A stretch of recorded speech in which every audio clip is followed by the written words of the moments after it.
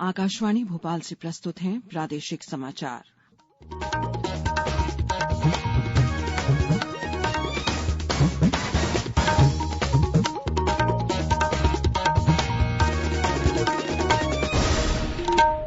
नमस्कार, समाचारों के साथ मैं शेख महजबीन अल्मास।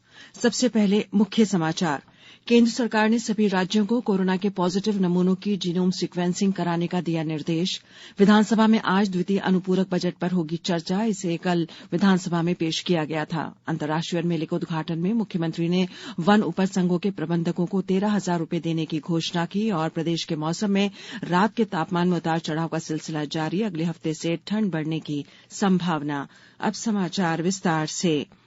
केंद्र ने राज्यों और केंद्रशासित प्रदेशों से चीन, जापान, अमरीका, कोरिया और ब्राजील में कोविड के बढ़ते मामलों को देखते हुए पॉजिटिव नमूनों की अधिक संख्या में जीनोम सीक्वेंसिंग कराने को कहा है।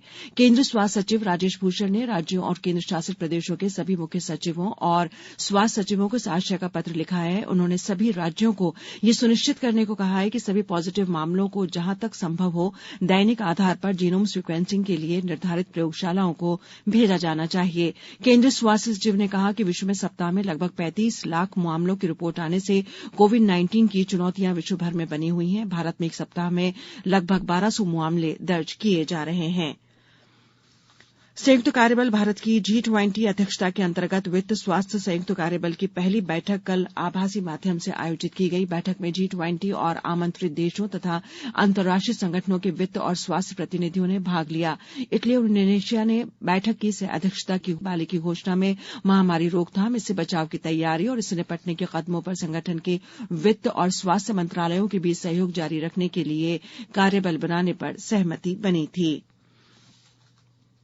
आवासन और शहरी कार्य मंत्रालय के स्मार्ट सिटी मिशन ने data smart cities empowering cities through data यानी डाटा के जरिए शहरों के सशक्तिकरण के लिए डिजिटल इंडिया अवार्ड्स 2022 का प्लेटिनम आइकन पुरस्कार जीता है। स्मार्ट सिटी मिशन को आंकड़े साझा करने और सामाजिक आर्थिक विकास में इनके इस्तेमाल की श्रेणी में यह पुरस्कार दिया गया है। डाटा स्मार्ट सिटीज पहला मजबूत डाटा आधारित तंत्र बनाने की दिशा में महत्वपूर्ण कदम है। यह शहरों को प्रमाण आधारित निर्णय लेने में सक्षम बनाता है। इसका उद्देश्य आंकड़ों के बेहतर उपयोग से भारत के 100 स्मार्ट शहरों में बेहतर प्रशासन प्रदान करना है। भारत को डिजिटल माध्यम से सशक्त समाज और ज्ञान अर्थव्यवस्था में बदलने के लिए अपनाई जा रही डिजिटल पहल को बढ़ावा देने और डिजिटल इंडिया योजना को साकार करने में सरकारी संस्थाओं को नवीन डिजिटल समाधान प्रस्तुत करने में प्रोत्साहन देने के लिए राष्ट्रीय स्तर का ये पुरस्कार दिया जाता है। सदन में राज्य सरकार की ओर से 16,306 द्वितीय अनुपूरक बजट सदन में प्रस्तुत किया गया। इस पर आज चर्चा होगी। इसी के साथ मध्यप्रदेश नगर पालिका संशोधन विधेयक के साथ ही भू राजस्व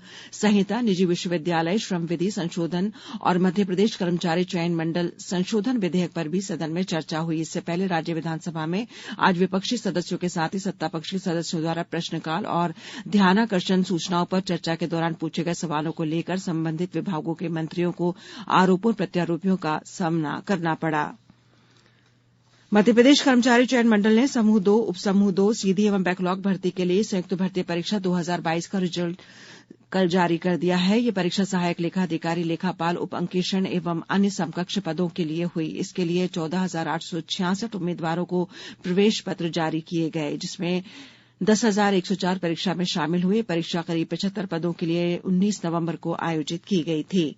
उच्च न्यायालय की इंदौर खंडपीठ में 11 फरवरी 2023 को राष्ट्रीय लोक अदालत का आयोजन किया जाएगा। इन अदालतों में आपसी सुलह समझौते के आधार पर प्रकरणों का निराकरण किया जाएगा। इसके लिए समस्त पक्षकार एवं अधिवक्ता खंडपीठ में प्रमुख पंजीयक सहित अन्य संबंधित अधिकारों को आवेदन दे सकते हैं।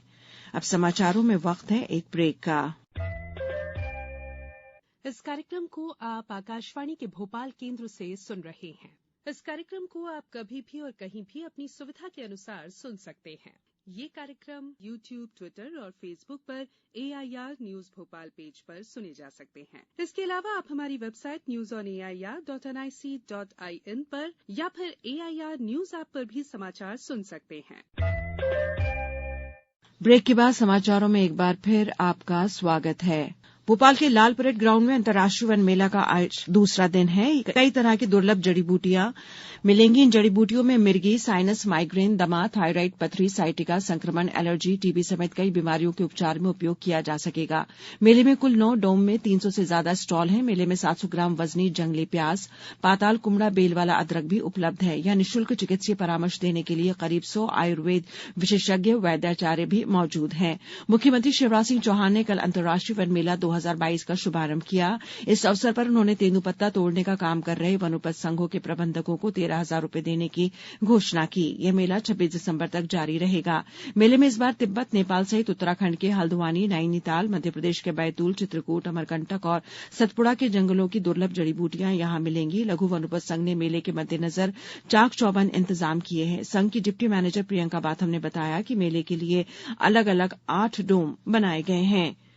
खंडवा जिला कोर्ट ने दंगा भड़काने और जानलेवा हमले के मामले में एक साथ 40 आरोपियों को 7-7 साल की सजा सुनाई है। हालांकि इनमें 2 बरी हो गए हैं। देर रात तक दोषियों को जेल भेजने की कार्यवाही चलती रही। इसके लिए कोर्ट परिसर को ही अस्पताल में तब्दील कर दिया। मोबाइल और टॉर्च की रोशनी में दोषियों को पिछले 8 साल से कोर्ट में मामला चल रहा था। मालूम हो कि साल 2014 में एक युवक की हत्या के बाद शहर में कर्फ्यू लगा था। इस कर्फ्यू के आदेश का इन आरोपियों ने उल्लंघन करते हुए शांति भंग की थी। जब पुलिस समझाने के लिए मौके पर पहुंची तो आरोपियों ने पथराव कर दिया था। अगले 4-5 दिनों तक दिन और रात के तापमान में उतार चढ़ाव का सिलसिला बना रह सकता है। मौसम विभाग के अनुसार 26 दिसंबर से रात के तापमान में गिरावट होने का अनुमान है। इसके बाद ठंड में भी इजाफा हो सकता है। तापमान 10 डिग्री से नीचे पहुंच सकता है। इधर कल भोपाल में दिन और रात के तापमान में इजाफा हुआ। इसके बावजूद रात में ठंडक बरकरार है। कल दिन का तापमान 27.2 डिग्री दर्ज किया गया।